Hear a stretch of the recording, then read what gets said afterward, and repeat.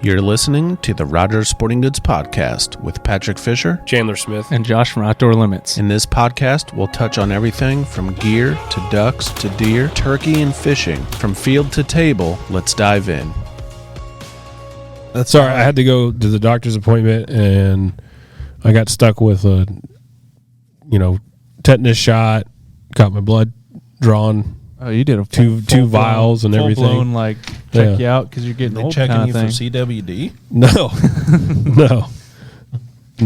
They asked me about my tetanus shot, and they're like, we don't have any records of it. I was like, well, so usually you take it every 10 years. And then I'm like, Yeah. I don't remember the last time. And I'm in my back of my head is like, is this a good one? Like, is this supposed to, everybody takes these, or is this a questionable? No, the tetanus is, I need to get one. Is it normal? Yeah, it's pretty not government. Your arm's going to hurt. Is it? Yeah. Later? Yeah, it's not going to feel What's good. normal? It feels fine. A tetanus shot. Like, I didn't know if it was one of those things that all of a sudden now it's a government spy liquid form shot into your shoulder. No, Josh would know all those conspiracies. No, your tetanus shot is it's pretty normal. It's good. Like if you go into the hospital and you got a bad cut wound from something, they're probably going to give you a tetanus shot. Okay, but just for drawing blood? No, it was just like Part of a physical. part of the whole thing. It was like, hey, we don't have any record. Turn your head and cough kind of situation. Yeah, shoot it in your arm. Here's the booster shot. No, it wasn't a I booster think you shot. went to an auto body shop. I think you went to the wrong doctor. Nah, dude. I need to go to the doctor. My mom has been telling me that for You don't go? like a couple days ago. She's now hounding me. Hey, when's the last time you've been to the doctor? You better get checked up. You're turning 40 this year. Get everything. Mm-hmm. Yep. My arm. When's the Now last that time you say when's something the about last my time arm, It's going to be sore. I start to remember feel it. the last time I got a tetanus shot. I mean, this dates how long ago that was, but it was like when the Wii was new. Like Oh, the geez. the Nintendo Wii. yeah, you're over your 10 years. Yeah, I am way due for a tetanus shot. Hayden wasn't even playing video games then. So yeah, try playing Wii Sports with a tetanus shot arm. Oh, yeah. Okay, that's how you remember? It was probably like 2010. It was a couple years Dude, after Wii the Wii. Tennis. Gotcha. Yeah, Most of those OG Wii Sport games were good. they were the best games. Golf, for that system. Tennis, Hayden's- baseball, My Hayden's favorite. probably Boxing? the biggest gamer in here. What do you think? bowling. I mean, you Oh, I can't. loved forget- it. Wii bowling was Loved it. awesome. Yeah, The sword fighting one, or Mario Kart. whatever that one was, I can't remember what the. That was like name of Wii game. Sports 2 or something. Wii Sports wasn't it? Resorts. Resort. That's the resort one. Or the We Wii Fit. We didn't have You just threw your arm around. we didn't have resorts. I know. My mom did have the board. Yeah. The like the fitness board or something. Yeah. Did you do Oh, like yeah. the ski jump and all that? Yeah, on yeah, there? yeah. Yeah, that was fun. No, but I Man, like that- boxing, man. Why did that Yeah. game? Why did that console not? Why is it gone? I think it's the controller. I don't know. Well, I don't know why it disappeared. I'm assuming just because they did the Wii U and that didn't work out too well. And then No, they but did the Nintendo original Wii Switch. was like in everybody's house. Yeah. Yeah. And it was the best family console Well, out it there. doesn't have HDMI. Like it used the red, white, Yeah. and yellow. Yeah, whatever that- whatever the what do they call 'em? coax, Yeah. not coax, It's but probably just it was new but old. Yeah. Like the graphics. Yeah. Nothing's new. But it didn't super need to. realistic. I'm so the mad. bowling wasn't For Wii- realistic. for Wii Sports. No, but Yeah, it was and just fun. It was like a game where you could just pass the controller around with a bunch of people Yeah. and just have fun. We always turn it. I think we still turn it on family. Like Did they ever Christmases and bring stuff. back? They should have done because I was watching that video just now. But like the old school Mario Yeah. Duck Hunt. Yeah. Well, I don't know if that game would have worked because it dealt with like an old TV flash and the gun But they thing. did- but they you did could have play a gun NES and deal. SNES So- games on the Wii. Well, they had online games. I don't know if they had the duck hunt game, but they did have like a gun There was some modular sort of- thing that you would put the nunchuck thing and the remote in the gun, and now you had like a. Because I played Call of Duty like that. You think it's I because bet that the was hard. control was totally everybody Maybe. was so used to a. I mean, I know now contemporary- like they have it on the Quest and Well, like VR. Didn't the PlayStation have like a little? Yeah, the PlayStation had a PlayStation, little glowing ball thing too. yeah. That's I how just- they did VR on the PlayStation Huh. because they had those balls. We that are were going tracked on with the some camera. rabbit hole. Well, if anybody's got an old Wii and they're not super attached to it, We got rid of That- ours. that We sensor just hit me lost out. it. and Too. it still works. You know the sensor bar Yeah. that you had to put up? You don't know where it's at? No. It didn't work. Like At all? Or it does work, but For like the the Wii? concept of how that thing works is you can use candles. If you don't have the bar anymore, it just uses IR or infrared sensors. Oh, really? To pick up the controller. Yeah. So if it doesn't work if you like lost the bar. You the could bar's put two not candles up. the bar's not sending signal to No. the Wii. The remote is. Yeah. But the bar is sending the infrared. So it.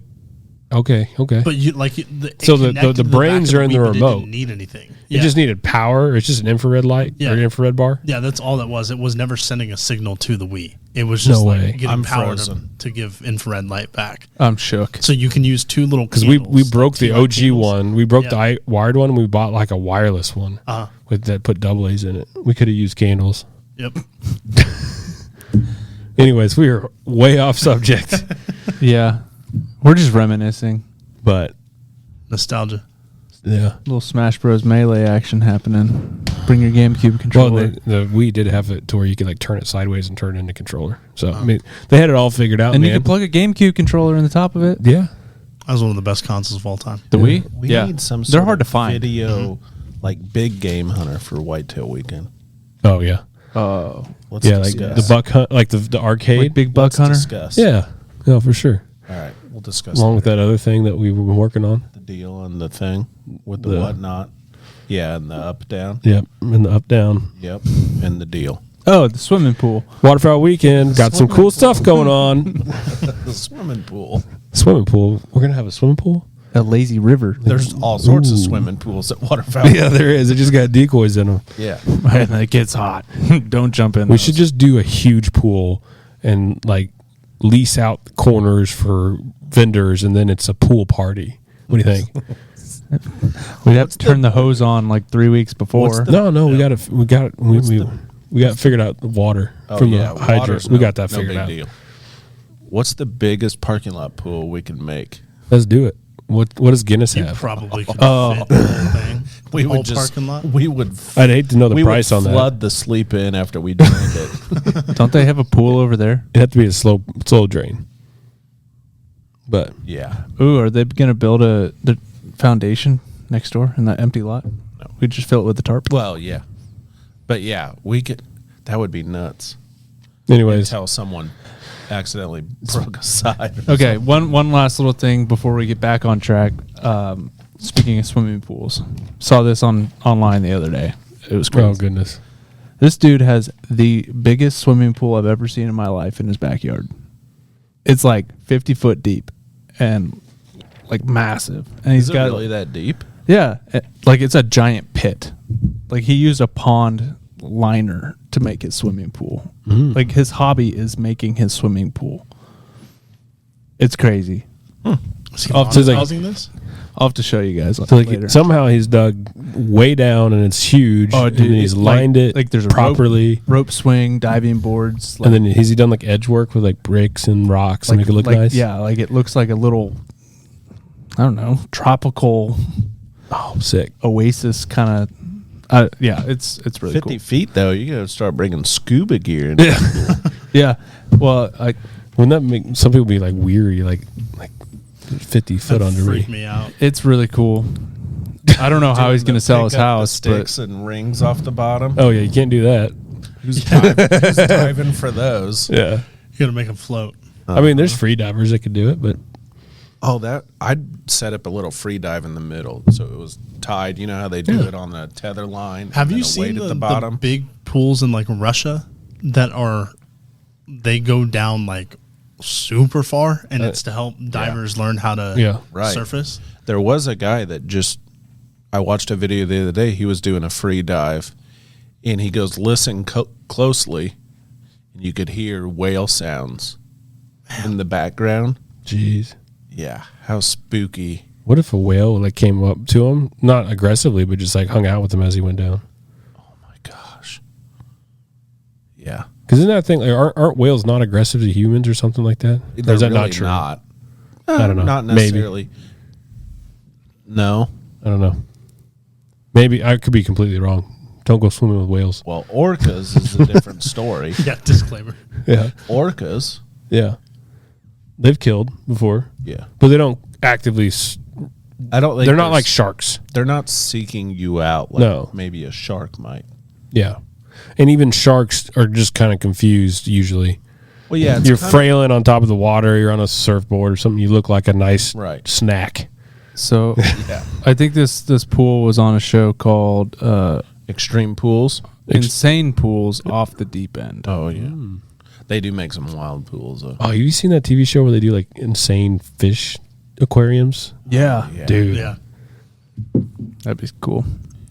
What? Have an How can we get? aquarium. How can we reach the aquarium show and put one in Rogers? That's nuts. Have an aquarium inside a pool, so you're swimming with fish. That's like a That's pond. just the pond. Yep. Or a The lake. aquarium's Or the in ocean. the middle of the pool, but Oh, it's yeah. encased too, so you would swim around it.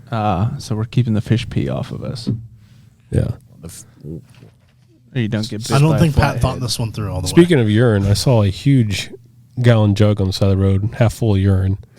Sure it wasn't If you're gonna lemonade. do that, you got to throw it away. You can't expect some poor guy on the side of the road on the pickup crew picking up your pee jug from traveling 20 hours Local on high school one haul. students. Speaking of pee jugs, we have a Final Four to go to. I have no idea how you connected that. It doesn't, but we're transitioning. We got it. We've wasted like 15 minutes of people's time talking about swimming party pools killer. It was only 11. That's all right. and doctor's Party visits killer. and man, we are all over the place today. Yeah. Yeah. It's only 11 minutes. 2024 March Outdoor Madness bracket. Just for fun, I saw a comment saying who won whatever. Who won the pot? Who won the pot? It's like, we really Nobody. Didn't, we really didn't Nobody have won. a. Oh, were they asking like which one of us? Maybe I don't know. Maybe, I don't know. I think just in general. No I one think was. that they were No one wanting was some playing for money. It was just fun. It was just fun. Now we do have ideas because we got a lot of user feedback for next year. Work in progress. But we have some ideas where we can build brackets next year, and we could probably have a prize giveaway and do a lot of fun stuff. There's just so many different ways you could tackle this. Sure. Yeah. All right. Anyways, Just going on to the recap, Final Four, don't you need to? We've already listed the Final Four from the fans, or no? No, we haven't. we have not listed the Final Four from the fans. I was going to do a recap for you guys on where you're at with your Final Four. Okay. So Okay. just I know that Okay. we've already gone through everything else. Just what are your guys' Final Four for anybody who may You just want be us to say tuning it? in? Sure. Yep. Okay. I mean, I got the elk bugle at 10 yards versus the 30-inch plus walleye with the 10-pound largemouth and the 15 greenheads in my Final Four. So the 10-pound largemouth is up against the 15 greenheads. The 10-yard elk bugle ripping right there is up against that 30-plus inch walleye. Okay. I have got the elk bugle versus the trophy buck. And on the right side of my bracket, I have the 10-pound bass versus the 6-pound smallmouth. Ooh. So you got like big game and fish. Yeah. Bam, bam. Yeah. No And waterfowl made it to your And Final that pretty Four. much tells you my interests. Yep, that tells Pat how it is. Yeah. All right, I got live scope and crappie and a trophy buck at 20 yards. I've got, what was this one? Flushing a covey of quail against 15 mallards landing in your spread. Yeah, Okay. we learned he's an all-around outdoorsman. Yeah, he's pretty all around. He dabbles in a little bit. I of tried to everything. keep, waterfowl and big Put a tree game. here, I didn't put a really. tree there. Yeah, I had fish, big game, waterfowl in my Final Four. Yeah. You just got to learn to appreciate it all. Kick it back to you, Hayden. For the fans, they had ducks in the timber versus Yep. harvesting a neck-banded goose. Okay. Oh, wow. That's a hard one. That's a hard matchup right there. No, it's not. And then they had Tom Spitton and Drummond versus a pintail with an 8-inch sprig. Gotcha. Okay. So I didn't have Those a are single all one of wrong. those. Those are all wrong. Okay. For the first one, ducks in the timber versus harvesting a neck-banded goose, the neck-banded goose won that round. So that's the neck-banded goose is moving on to the the championship. championship round. But we didn't go over our championship, so Not yet. you, Wait on you can that. keep going. We So can, mainstream. The Tom get with Spitting the and Toms. Drumming versus the pintail with the 8-inch sprig. The pintail with the 8-inch sprig won that round. So we got. So you're telling the me championship is neck banded goose and the 8-inch sprig, Yes. and Josh has got 5 Did you 8-inch just turn on my sprigs on his. Siri? no. No, So Josh has got 5 8-inch sprigs in his truck right now. 2, but my biggest question here is that a pintail with an 8-inch sprig beat up 15 mallards landing in the hole. They both are not common, but Yes. can be common. It was close. Like, I not have common, the but- percentage. It won by 54%. Dude, Ooh, So it was really close. it is close. Ooh, kind of like the Jackson County Stadium vote. Oh, They're moving for sure. Oh, I don't We know. don't know. Who knows? We'll get off on another track. Yeah. Okay. Let's hope Kaufman stays where it is. It is interesting because a lot of what I thought would win, apparently I don't know anything. Well, I mean, you're just picking off what you like to do, and Just gotta have duck bands on the Well, brain. yes. We're in Part the of it Midwest. is what I like to do. I just figured, A new pair of waders would have won it. well, no, No. like catching a double-digit bass. That's a pretty big deal around here. yeah. Well, anywhere. Is it? Yes. I Even mean, in Texas where everything's bigger. yeah, but I because- mean, it's still Are you catching like a lot of 7s and 8s shooting for a 10 yeah, down I mean, there? a lot, Okay. I mean, How many 10s have you caught on Lake Fork? 0. it's a pretty big deal. But I mean, I don't live down Chandler's like a professional fisherman Yeah, but too. He should know how to do it. there. I've caught a lot of 9s. But that's what I'm saying, Yeah. though. A 10 is a big deal. Yeah. Yeah. But it's very common. It's common in Texas. It's super rare in Missouri. That's true. Yes.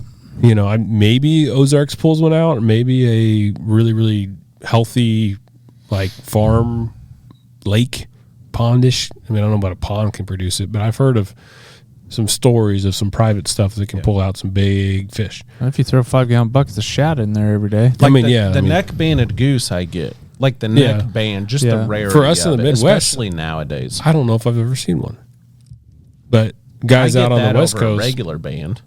but think about the rarity of flushing a covey of quail. yeah, Like you'll It's walk rare. for hours, and I mean, I've walked for a hunt and not even seen one. yeah. Like that, I guess that's cool for me. But where I think that comes in is the amount of quail hunters. It's not much. it's just not there. One, that's just, I know why there's a drop off there. But have you been quail hunting, Pat? Mm-hmm. And you're like watching the dogs work in front of you, I mean, I flushed and them, they get all birdie. but I've flushed them walking into a deer hunting spot or Yeah, shed hunting that'll or make whatever. it tinkle in your pants. yeah. They do. Pat yells, screams, and top his lungs, and no deer around this time. Yep. Gotta go back to the truck. I'm usually by myself. So. All right, Hayden. So what do we got to say next? We got Your to go. championship. Okay. You guys. My championship is. I don't know why. When I was on that day, I went to 30-inch walleye versus 10-pound largemouth because Thinking about spring big fishing. fishing. yeah, guy. I was fishing. Now I just my argument on the elk bugle is like, man, wouldn't it be nuts to be 10 yards It's actually 30 yards or out. 30 yards or whatever? Either I way, forgot. even I'm- at 30. Even at 30, 30 I feel yards. like 10. Yeah, it's gonna feel like it is. Like I think my adrenaline would be pumping way more at that than a big white-tailed trophy buck. But they're gonna be close. But ducks in the timber doesn't get my adrenaline rushing like the deer or the big game. Yeah. It's fun. Oh, it's a blast. But anyways, 30-inch walleye, 10-pound bass. Do I say my championship winner or Yeah, wait? Sure. Oh, 10-pound largemouth won because I've been chasing one of those for years, I'm with you. for probably 12 years. I had the trophy buck winning over the elk bugle. My deal there is, well, I was kind of foreshadowing because I figured a trophy buck at 20 yards, it was going to be during a hunting season. Yeah. And so you could legally take it. Yeah. And just the anxiety and happiness I get from shooting any buck, Boone and Crockett, like my that's- archery buck last year. Yeah. Oh, I bet that I can't imagine. I bet your knees taking were a shaking. trophy buck. your heart was racing. like a trophy buck to me. Like 160.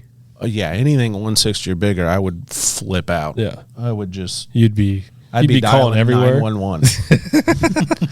So So- 15 mallards laying in your spread. You're excited, Yeah. but So I had that winning against the elk bugle going to the championship round, and then I had the 10-pound bass over the 6-pound smallmouth. yep. 6-pound smallmouths. I don't know if they're as rare. It's not as rare as someone going, because typically when you're smallmouth, those are more located in just certain areas. You can Yeah. catch them in certain states, but typically you're like, you go up and Minnesota or you're Oregon or Yeah, you're yeah. doing the rivers up in New York area or wherever they do it up there. So, and then so I had the 10-pound bass winning as well. Oh, you over did? the trophy buck. Really? Yeah. I thought you would have the trophy buck. And that's coming from a passionate whitetail hunter. Yeah. I did the 10-pound bass just because that's what you hear about. What's your PB? Are you at like 6'7" or something? Or Chunky? For bass? Yeah. You know, like 5? 5 something. Yeah. Maybe 5'1". Yeah. 5'2". Yeah. The 5 And is I freaked out then. 5 is a great Missouri bass. Freaked out then. And that was from shore at Lake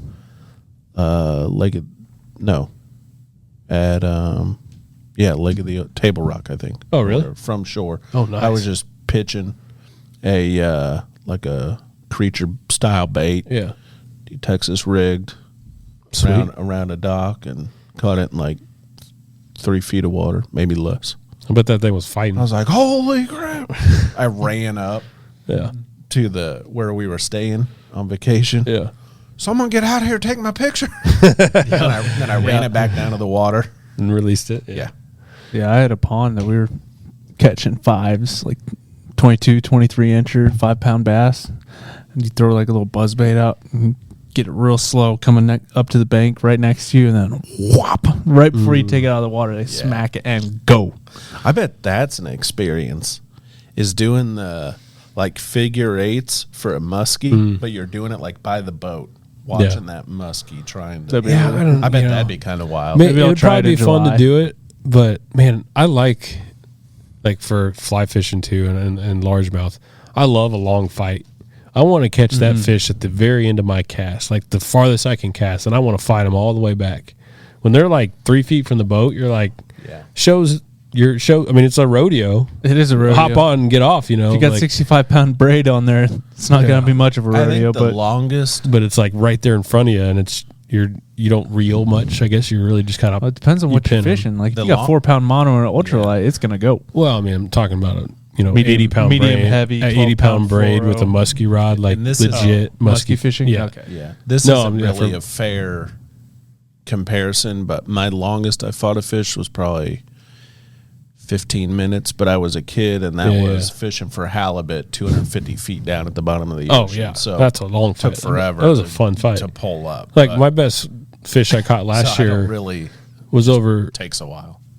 7 pounds on a kayak, and that was a blast because my adrenaline was up because that fish jumped everywhere.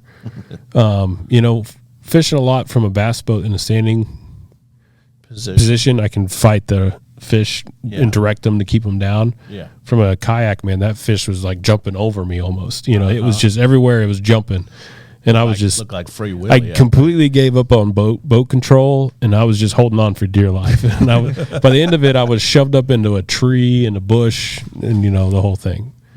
Dude, I'm getting so excited to go fishing. Oh man, I got a big secret that I'm trying to keep. yeah, Good. yeah. Keep that secret. But what Anyways, do you got on yours? Mine for live scope and crappie versus a trophy buck at 20 yards. And trophy buck won that one. Yep. And then the other side of the bracket, I had flushing a covey of quail versus 15 mallards landing in the spread. So what 15 mallards won that. won the whole thing? Nope. Oh, So well, champion- 15 mallards and trophy buck. Yeah, that's the head-to-head for the championship, and I picked the trophy buck at 20 yards. Ooh, Maybe maybe the it's- mallards. Yeah, well, mallards, How far was the buck you shot this year? it was at like 60 or 70. Oh, Like okay. it was a rifle hunt, so like That's close for a rifle shot. it was close for a Hey, rifle. your heart's pumping. But maybe I'm just riding that like a little bit of a trophy buck high still Yeah. from this past season. That's true. So maybe I'm thinking about that. I mean, but a trophy buck. I know like if he was at 20, I would have seen him and been like, this is the biggest deer I have ever seen in my life. I've seen a Boone and Crockett for sure within 20 in my tree stand that wouldn't stop because has his nose Yeah. on yeah. a doe. Yeah. Well- I've seen I could yell at the thing and it wouldn't stop. 2 Boone and Crockett, and they were actually together, Yeah. like a pair of mid 180s and 190 walking together, but they were 250 yards away. I'm watching them through a high end pair of binos Swarovskis or with like something. the rangefinder. You up in built Iowa in. or something? Huh? We seen 180s walking around. This was on at Westmoreland. Oh, okay. Yeah.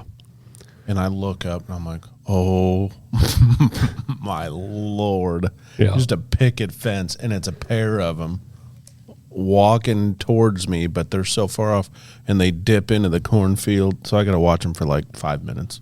Jeez. And, you know, I might never see that ever again. Over a 180. Yeah. And 2 of them together. And then a doe was off to my right at 30 yards going, or whatever, snorting at me. I'm like, get out of here. Do you get the shakes more with an archery deer or a rifle deer? Okay. I have a weird answer for this as well. This is not to be. I get buck fever, but I don't shake. I shake after. Yeah. And then that initial look. But in between. You just calm yourself. Like last year, I rattle, and quickly that deer comes out of the bottom. I look through my binos. I'm like, yeah, I'm definitely taking that deer. No shakes, nothing. I know I turn him because I grunt. He starts walking towards me, and he didn't even give me a. Was it a low chance. light? Probably 30, 40 minutes left till it was dark. Okay. Because I remember with my deer, But I don't. First thing I in don't the know morning. why it's weird. Like now, I used to. So that's I'm talking. I've been, and it's a lot worse. It was a lot worse bow hunting. That's what I would think. I started bow hunting when I was 16. So you're talking 20. Dang, over 20 years bow hunting now. So I've perfected my. Yes. Calm. But calmness. I think the biggest thing I struggle with is like looking through a rifle scope and like steadying your shot. Yeah. So, like, my answer was, I think I shake more in a tree stand bow hunting than if I was in a tree stand with a rifle. Now, I will tell you, for some reason, I feel like I am steadier on the draw and I'm more accurate with a bow than I am with a rifle in that scenario. I don't know. Maybe it's just because the last deer I shot, it was pretty close. It was within 100. But the deer before that, I think, was at like 200.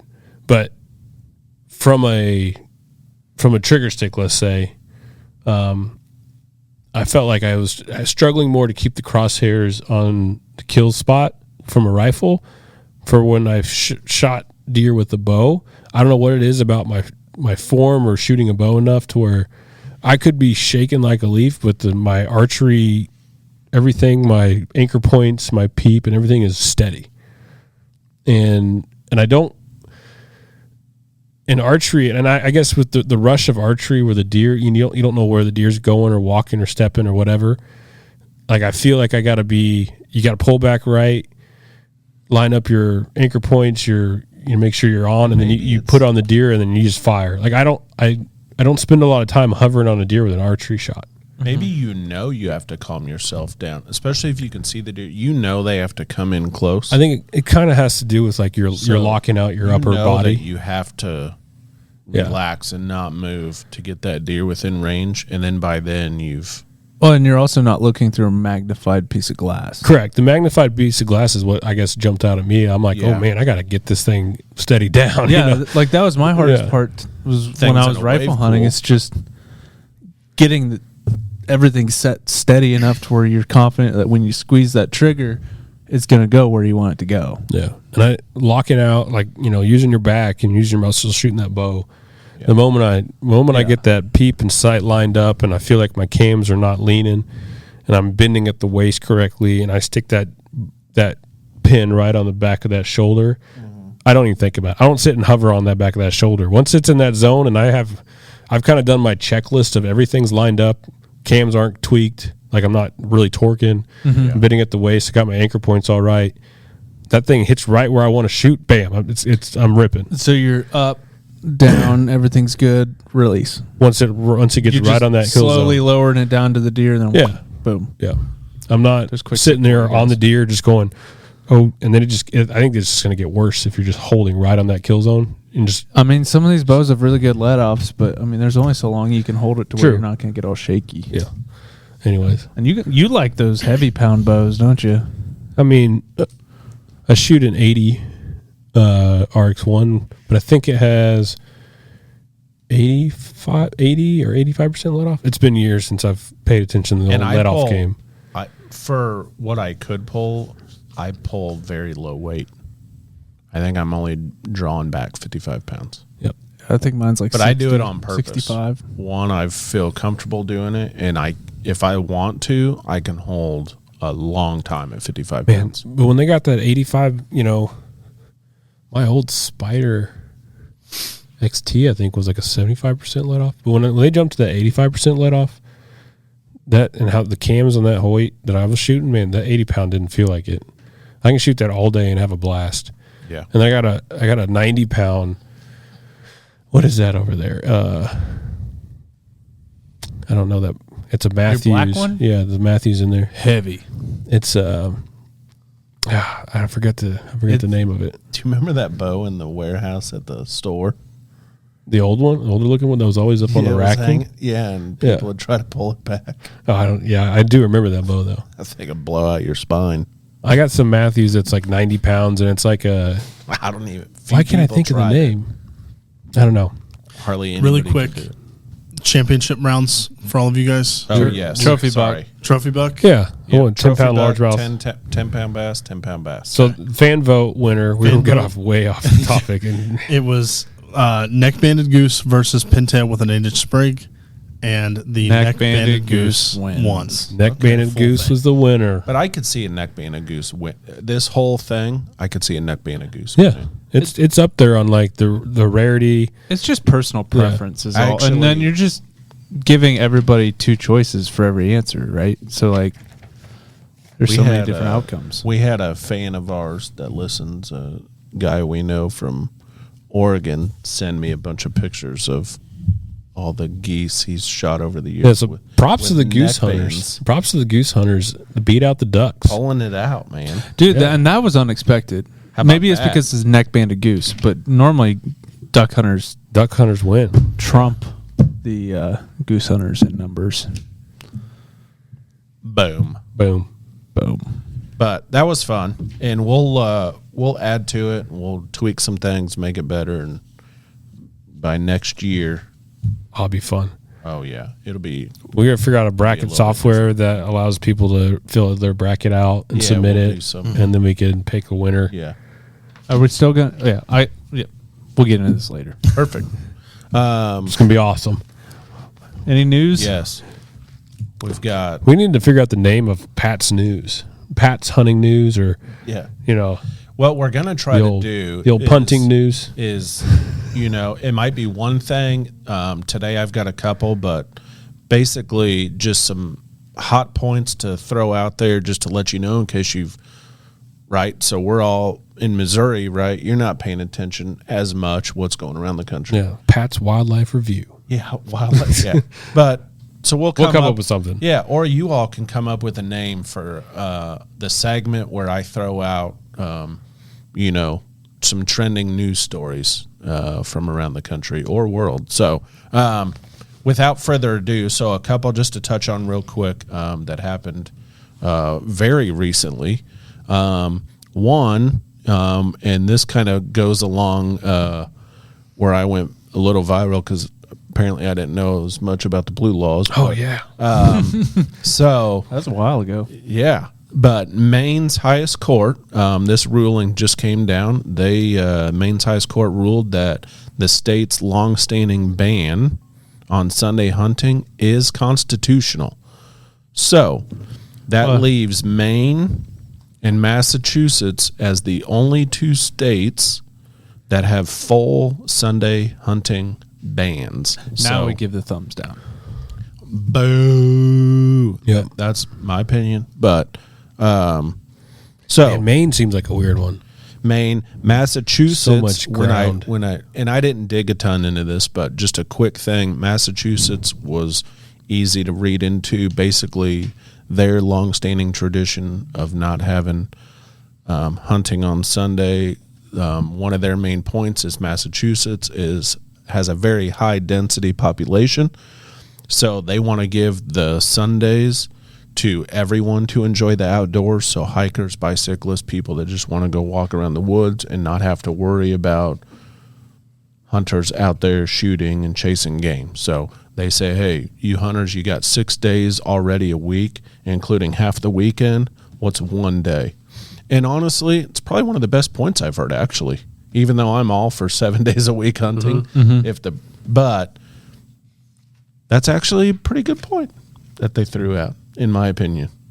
Like, yeah, 6 days. What's one day for everybody else to enjoy? Maybe you're not a hunter, but you do. You know, we advocate for Hiking. cycling and rock climbing, and, you know, maybe you're just a spring mushroom hunter. Can you fish on Sundays? I believe you can fish on Sunday. That's different. But, so that was one thing. So it's very interesting, just kind of keeping an eye on that. Now, that doesn't go for other states have some sort of Always check with your different Local- laws. Not a local full laws and ban, but they have regulations. partial bans. So certain types of things going on. So, Dude, could you imagine going on like an out of state trip to go hunting and then like you just wake up on Sunday morning and like let's say you're going to like a duck hunt like on public land, you get to the boat ramp and like there's nobody here. This is awesome. And you get back to the ramp and game warden's waiting for you. You're like, yeah, I got full straps in the boat. What's up, brother? You're not supposed to be doing that. dang it. You can't do that. This one I thought is very interesting. So Nevada, for the first time ever, will have a moose hunt this fall. There's moose in Nevada. Yeah. It's Desert moose. only residents. I know. So you I thought can mooses liked water. bet red or black, and then go get yourself a moose. If you live. So Yeah, be a Nevada resident. residents only, but they will be able to apply for a first ever moose hunt this fall. I'm gonna look at Nevada's map and just see what it looks like. But they were talking about how they are seeing an increase, and not dramatic, but they're seeing an increase of moose Coming from farther Utah? south. Well, just farther south out in warmer temperature climates, because typically moose want to be in an area that's a little more cold. I've never really looked at Nevada on like satellite pretty imagery. open. Like, yeah, there's not much. So Like, it looks pretty desert. they figure that, you know, rough estimates, it's going to be maybe 3 tags total.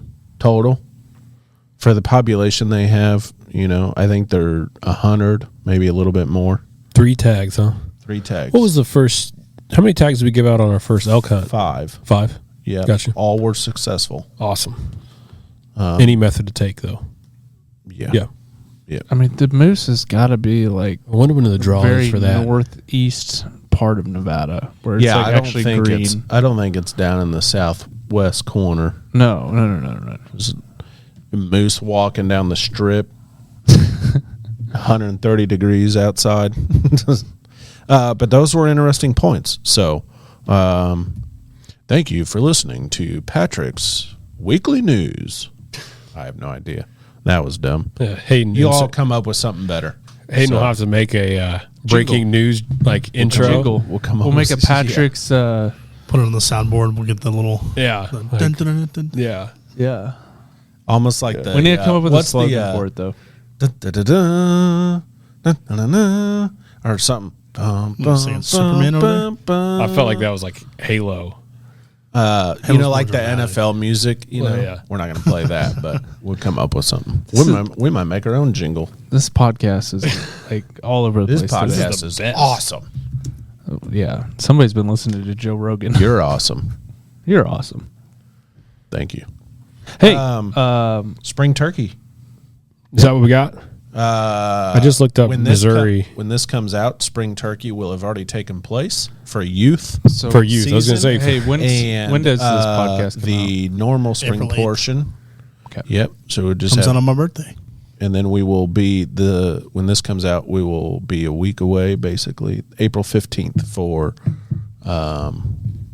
the normal spring turkey portion of Missouri. So we wanted to touch on spring turkey tactics a little bit. Yep. Before that, everybody It makes sense. give Hayden a happy birthday because this theoretically will go out on his birthday. Yep. The birthdays on Mondays. DM Rogers Yeah. happy The birthday. panda. Well, I'm going out after Fishing Frenzy. Saturday night, Yeah, like we're- pre-birthday. Yeah. We're gonna go to the Melting Pot Okay. downtown. There you go. That place is all right. Desserts, Oh, I love it. the dessert. I love it. We'll go there just to get dessert. Last time we were Yeah. down there, we ate at one place, then went to the Melting Pot to get the dessert. Phenomenal. I just looked it up before we get into turkey. May 1 to May 31st, you can enter for the Missouri resident So elk draw. Elk next application. month, you Yeah. can put in for your elk application. And in Kansas, you can start putting in for your I just got that email today. out of state whitetail. Yeah. If you're Also, listening, Brandon, better get in on that. He didn't get to last year. honorable mention would be fishing. If you're looking for fishing gear, Well, when this comes out, we will have just finished up with that. But we still got the fishing sale? gear. Is the we're sale still gonna going on sell. still? There will be stuff on sale, but that will have ended. Bummer. I know, Yeah. I'm sorry. Buy your fishing gear before you listen to this. Yes. But if you are looking for deals on fishing gear, I'm sure there'll if be you stuff. subscribe to the emails or the text program, And we'll still have some follow-up sales from our fishing event. There may not That's be just a how we full roll. official fishing sale going on at Yeah, the time you're but listening to we- it, but there's always there's always some Always some some. You know deals. how we roll. There's always some deals. All right. 360. Go get you some Terra Cross. What do we got? We got to talk turkey for spring 20 turkey minutes. tactics. Well, we'll get into it a little bit. So I just wanted to go over 5 different things here. One thing, well, really, it's 4 things to think about, and then we'll do a quick decoy setup cover. Okay. I like it. Sounds structured. Yep. So, with that being said, number 1 I have down to remember for spring turkey is get there early. So, a quick note, obviously this year on private land, you can hunt all day In Missouri. in Missouri. On public land, you have to stop at 1 o'clock. But for all intents and purposes, most of us are hunting turkeys in the morning as they're coming off the roost. And I've made this mistake before, but getting out there extra early for turkey seems to be really important. They're very wary. You don't And want those like they're just like the right as the sun's about to come Yeah. up. If you're crashing through the woods, And typically, at least for me, because I'm not a run and gun guy, I want to know where they're at, and I'm sneaking in to hunt the field they're coming down to, which is usually by the roost. yep, You don't want to be sneaking in there with just a sliver of light. yeah, They'll pick you out, and I've done it, and pretty soon, boom, they're gone. Yeah. They fly down before they should have, and you might have a long day ahead of you to get them to come back. So I always want to get there super early. I want it to be pitch black out. That way you can let the area calm down, relax. The best feeling in the world is when I get all my decoys set up and I'm sitting down and I didn't hear one cluck or gobble. I love it. I want it to be silent for like another 10, 15 minutes before they start waking up. And Yeah. I'm like, all right, I did it. So So from that And point, be careful shutting the car door too. oh yeah, Don't Yeah. slam it. just leave it open for everybody else to rummage through your Yeah. vehicle. No. So from that point, sitting down, you've got there early. You haven't disturbed anything. It's pitch black. No barred owls are going off. Do you wait 15 and then hit a owl hooter? nope. Do you do any type of locator sequence? So no, my second point is locator calls. So a couple things to think about. You're kind of thinking you've already got these things pinned a little bit. You roosted them the night before, and you know where you're yeah. Is that what you said? So I guess, yeah. So I guess for me, typically, for me when it comes to locator calls, I just use my box call. And say I'm sitting there, I'll let the sun come up, and typically what I try to do is let the turkeys talk first before I ever touch my call. At least where I'm at. So Now, you're kind of hunting a place you know have turkeys. They know that I you know they kinda use know the that field. area. Yeah, So that's a little bit different if you're going out maybe on a public spot, or maybe you got 3, 4, 500 acres. You got a lot of land. Maybe they roost in different spots, and you're trying to locate them before you set up. In that case, an owl call is great to use before the sun comes up. Yeah, that's what I use. Don't use a coyote howler, because a lot of times that will scare the turkeys off the roost, or they won't come down towards you because they think there's a predator in that area. My rule of thumb, and obviously everybody hunts a different way, is owl hooter as a locator call before sunrise, crow call after sunrise. Typically, you don't hear as many owls after the sun comes up. You will start hearing crows. As a locator call, you can do anything. You talked about don't slam your door, but if it's like middle of the day or maybe you got out there late, you slam that door, it's more of a shock gobble, right? I've even have them, it's cool because where we hunt, a lot of geese fly over real low. If they fly over honking, sometimes the turkeys will gobble then. I love it because I didn't have to make a sound, which may be unnatural, and most times is coming from me. It was a natural call from the wild to get that turkey to gobble, which is super awesome. Yeah. So when it comes to locator calls, obviously it's great, especially, maybe you set up in the morning and, hey, it wasn't the right spot. And it's like, okay, we got to make a move, but where are we going? So you throw out that, obviously, the owl and the crow are your two main ones. The peacock sound is a big one now. You can do coyote calls, but typically, you don't want to do that within 100 yards of a roost. Not going to be a good idea. So now, with all that being said, number 3 that I have written down is something that we should do even before we get out there, right? And that's scouting. Yes, you want to scout turkeys too. You're seeing it right now. It's crazy because every evening I drive home, heading on 291. All the places we can't hunt. There's gobblers every day. They were out there this morning. They were out there last week strutting. I got a buddy who's got some archery permission around that area. I wonder.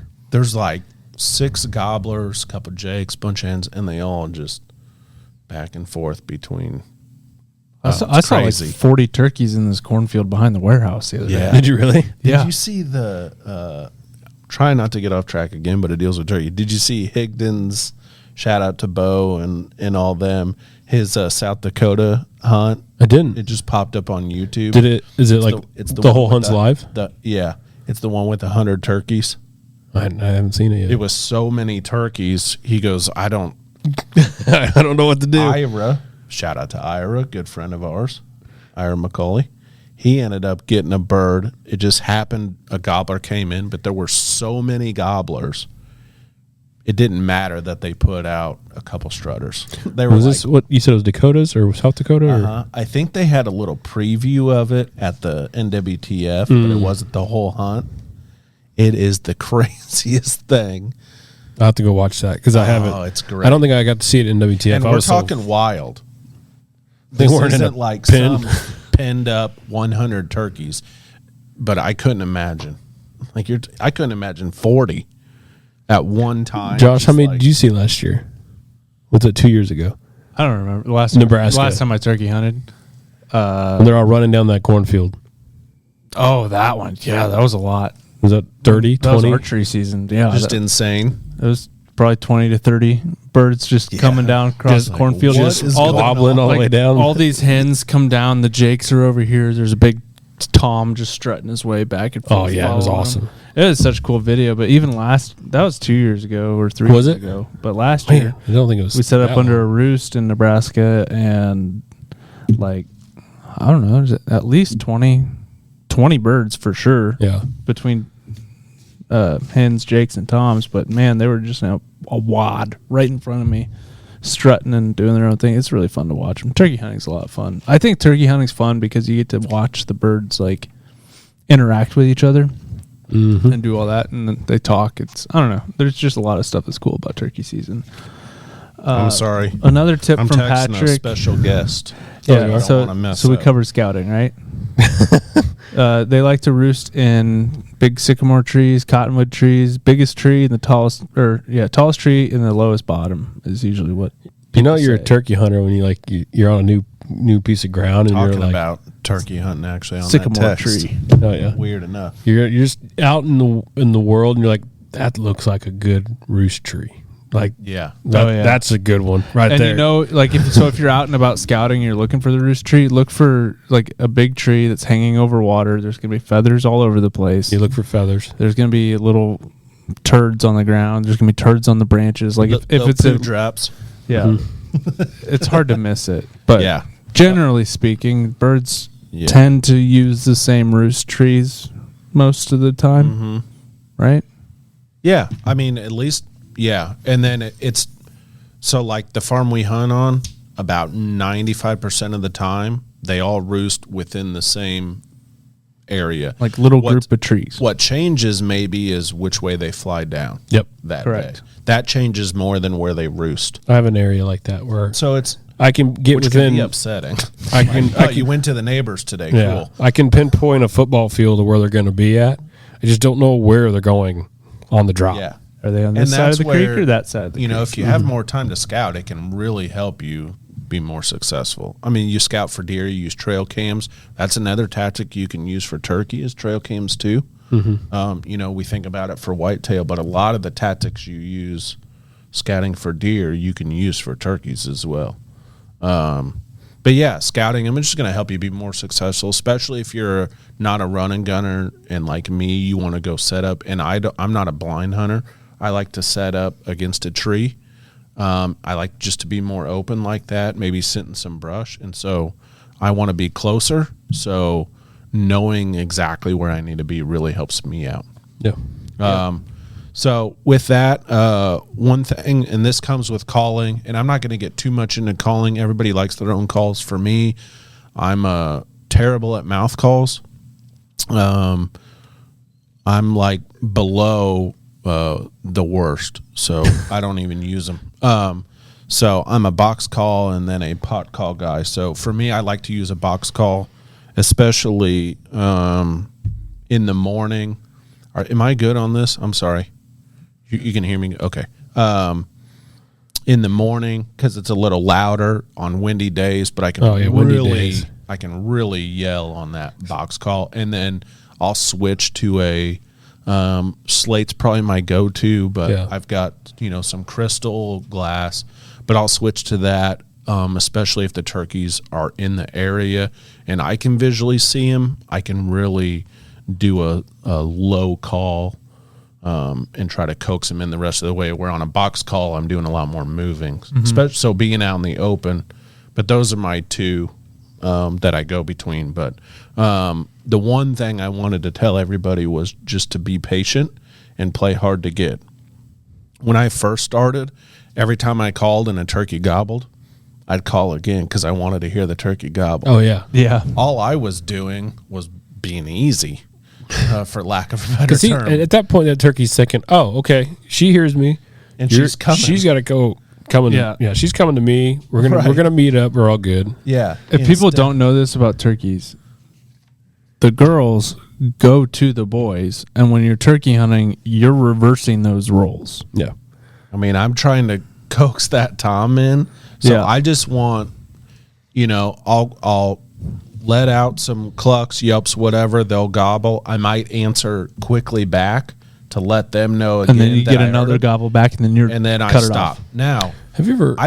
There's sometimes I'll wait 10, 15 minutes before I recall again. Mm-hmm.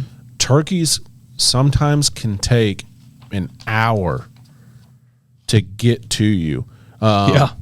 Turkeys are very wary. They take their time. If they come to a fence crossing, if they come to a down tree, crossing a creek, it just takes them a while to come to you. Last year when Sonia shot her turkey, big shout out, she's back on the board, got a big old Tom on opening day. And what was, it was an awesome setup and everything was perfect, but that turkey took longer because it had to cross a creek. So it just gobbled, and it just walked the ridge way up behind us, back and forth. And I'm like, what is this thing doing? About an hour goes by, it shut up for like 20 minutes, and then all of a sudden it lets out a war hoot, and it's doing the Mohiki Choctaw crawl through the timber, you know? And it's like, and then all of a sudden I'm like, oh my gosh. So I let out a yelp, and boom, it just on a dime runs down, jumps the creek, and like walks out 3 yards from me. Really? Straight out in front of us. But it took forever, and we had to be patient. If we would have been like, oh, I didn't hear it for a half hour, it must be gone.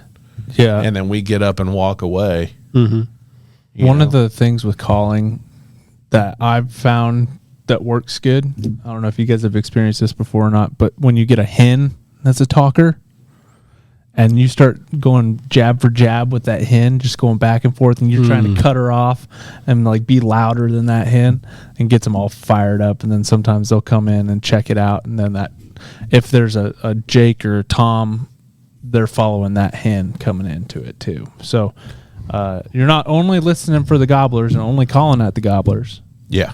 Call those hens in. Sure. The gobblers will follow them. Have you heard of guys talking about using gobble shaker calls in their sequence, or I guess in their calling techniques? It is weird. It's funny you said that. I was reading something about gobble calling just to learn. And they say it's rare, but the right times, a gobble call can really work. Do you think you look at that like elk, or you're like, you do a hen sequence, and maybe you're hunting with a partner, and he's maybe not exactly sitting right next to you, but maybe a couple trees back. He hits a hen call. The Jake gobbles. It's not close, but out there, and then right after that Jake gobbles, your other guy hits his like shaker gobble like right on top of that Jake. Maybe the other Toms around or something think, oh like, my gosh, I better get over there like, quick, because there's a... It's like when you like bugle over top of an elk because bugle. you're doing cow calls though, and then all of a sudden you'll let out a bugle. Yep. So you're doing both. Yeah, and you're just making that Jake or Tom mad. Yeah, like he's oh like, my God, there's already a dude over there. Like, what's Phil doing over there? Yeah, I better go check this out. He wasn't supposed to be over there. Yeah, he's mapping out the ladies. Yeah, that's. I mean, I could see that being a point. There's a lot of trial and error when it comes to turkey calling. Yes, a lot of it, and you got to spend a lot of time calling birds and seeing what they do to really get it dialed in. But I do think me and Sonya have gone years.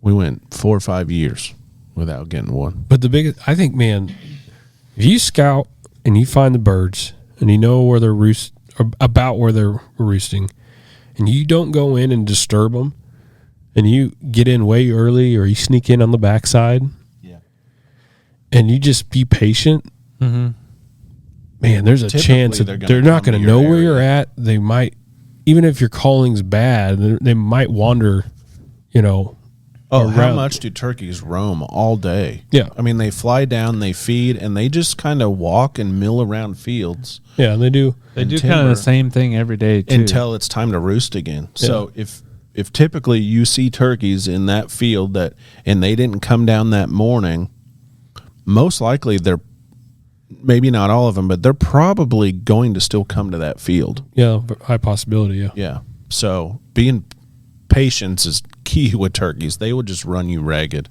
Oh, yeah. Especially if you're trying to creep up on them. Forget it. I've wasted so much of my time. Some people are really good at it. Forget it. I'm not. Yeah. Decoys.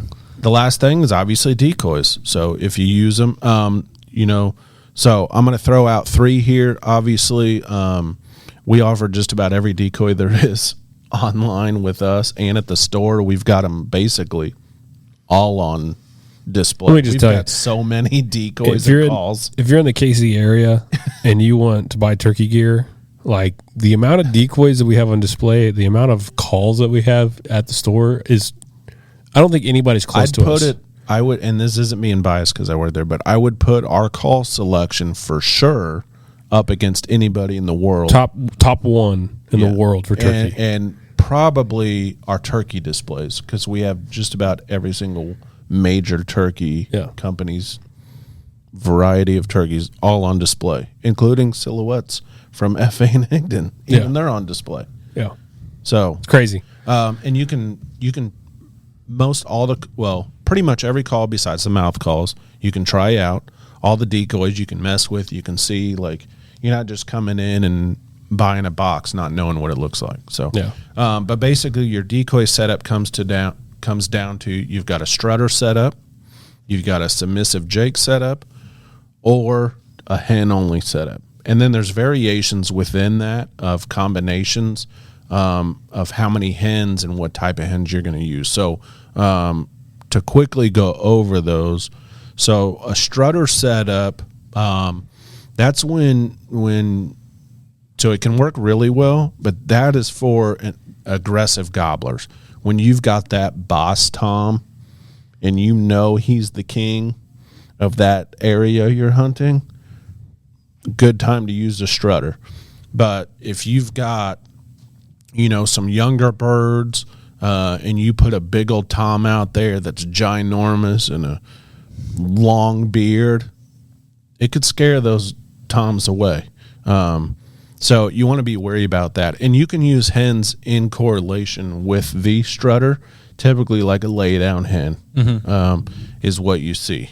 The second setup is that submissive hen. So like a half strut, a quarter strut, like the live Jake from Final Approach. You see the, Avian X has got a bunch out there. 3/4 strut DSD. The DSDs. We sell all of them. So you've got, any one of those, right? Just a Jake in general, paired with like a laydown hen.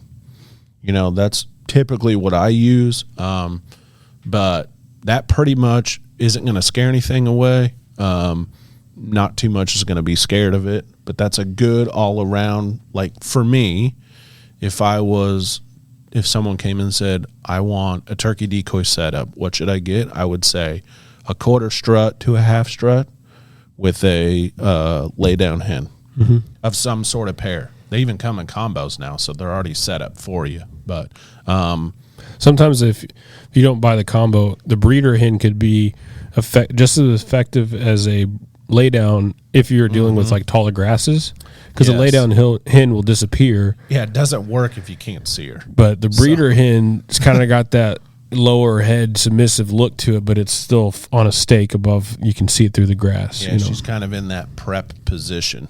Yep. So yeah, don't put a laydown hen in, tall stubble or brush, and then it's pointless. Yep. And then the last one is like a lone hen setup, or like late in the season, what you'll see is a lot of the hens have been bred. Things, toms, things start breaking up. So what you do is you put out like a feeder hen by itself. Yep. And then, the toms, the gobblers are out cruising around that last week, and they're looking for those last hens to breed. So you put a lone hen out there, like, oh, what's going on over here? Got a single lady. All the other ladies are sitting on their nests. Right. So they go check out those hens still cruising. Gotcha. Yep. So that's a good time to do a lone hen. And then you can add to it. So I have added to mine. I talked about using a Jake with the laydown. A lot of the times I will also add in a feeding hen. So I will put my Jake and laydown maybe about 1 yard to 2 yards apart.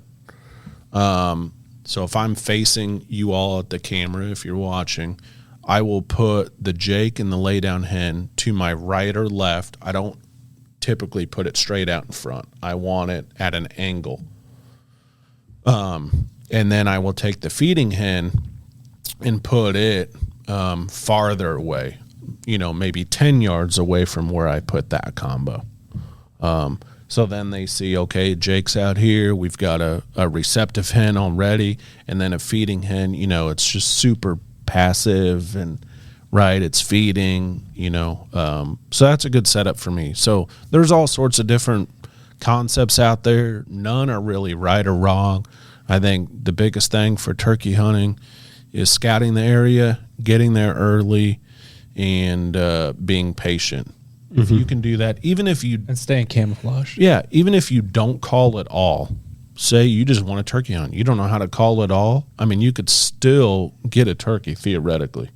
Yep. Like you could go out there if you've scouted out and you get there early enough and you're patient, you might still get that turkey to walk by. So those are kind of my key things to turkey hunting. And then, there's stuff we can really get in depth to, but basically, if you're around the area and you came into the store, we can really dive into it, and I can give you some more tips and tricks, and we can go over call selection and things like that. Yep. But so all sorts of stuff. So I'm excited. spring turkey's here. It's upon us. Coming up. So hopefully all you youngsters that were out over the weekend had success. So if you had success, tag us, show us those pictures of the youngsters getting their turkey. Shout out to a special guest, Winchester. His son got his first turkey. First one? Yep. Awesome. First turkey ever. So that was awesome. And hopefully you all enjoyed our fishing event as well. We appreciate everybody that always shows up for those. So big things ahead. Very big That's what I things got to ahead. say. So, Water temp was 51 degrees on Saturday morning. oh yeah. 52. Walleye are still going. We're going to be bass fishing here soon. It's coming. I think within the Buddy. next 2 weeks, it is going to be Buddy. good fishing. Ooh, buddy. Be ready. That's what I say. Yeah. We need about. Maybe I'll get that 10-pounder. There you go. Ooh. I'm just ready for the crappie. Oh, my Oh, gosh. If yeah. I got a 10-pounder, I'd scream like a little girl. Yep. What about a 3-pound little boy. crappie There's going to be a some live 3-pound wells getting crappie. filled. Yeah. Because of that. I would flip. or a 6-pound smallie? Oh, my gosh. Ooh. So, When are we going to go film some more fishing commercials? why not? Let's do it. Okay. It's all coming up. Anything else? For this episode, I think we've got it Good. covered. Awesome. Man, Hey, we're if you ready. guys shoot any turkeys or doing any turkey hunting more in the Rogers gear, Do it. tag us, man. Yeah. We'd love to see it. Hayden's always paying attention to that. And I know this is at the very end of the podcast, but Yeah. we'd love to see what turkey decoys you're running and how many. Yeah. What's your To the- setup look like? Yeah, draw us a picture. I don't know if you can draw a picture in the comments, but Or just take a picture and send it in. You can try. Take a picture and send it in. There But go. like, Draw a you know- picture and upload it. you're using the white face DSD 3/4 strut Jake Yeah. with a Are you DSD a hen laid only out. guy? Yeah, You're yeah. a photo form guy. Yeah, still rocking the old DSD or the old LCDs. Gobstoppers. No, oh boy, Hey, a the big funky one. chicken. If you all are out there using silhouettes, Higdon and Final Approach, if you've got any footage of that, send it to us. We'd love to see that. That's be a new one this awesome year. to The new see. silhouette. The silhouettes. They Yep. look really good If as you far as the don't print. have them and you're a run and gun guy, come pick some up and then get footage of it. Yeah. Or if you're a serious waterfowl hunter and that translates into your decoy spreads for turkeys, silhouettes are a great way to go. You can Yep. put 12 dozen out there. For sure. So, it's been great. I'm glad everybody showed up for the event and the turkey season. Spring fishing's here. So, thank you everybody for listening. Make sure you like and subscribe, and wherever you get your podcasts, make sure you check out our YouTube channel, all of our other social media platforms, and enjoy the outdoors and be safe out there. Until next time, peace.